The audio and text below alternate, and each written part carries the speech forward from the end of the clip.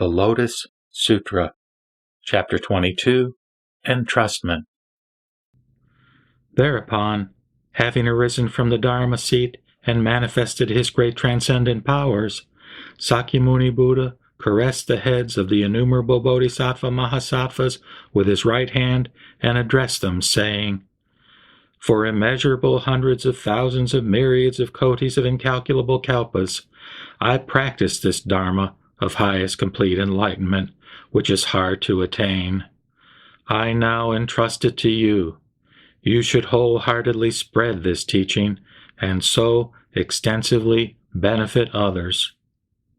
Having caressed the heads of the Bodhisattva Mahasattvas 3 times in this way, he further addressed them, saying, "For immeasurable hundreds of thousands of myriads of kotis of incalculable kalpas, I practice this Dharma of highest complete enlightenment, which is hard to attain.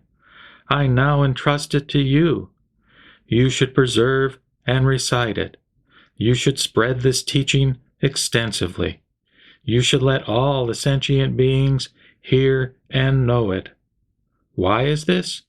Because with his great compassion, unstinting and unafraid, the Tathagata gives the wisdom of the Buddha, the wisdom of the Tathagata, and the knowledge of the self-arising one to the sentient beings. The Tathagata is nothing but the great donor to all the sentient beings. You should, accordingly, practice the teaching of the Tathagata. Never allow the thought of avarice to awaken in you. If there are sons and daughters of a virtuous family who believe in the wisdom of the Tathagata in the future, you should expound this Lotus Sutra, and let them hear and know it, so that they may attain the wisdom of the Buddha. If there are sentient beings who do not accept it, you should reveal, teach, benefit, and gladden them with the other profound teachings of the Tathagata. If you do this, you will repay your indebtedness to the Buddha."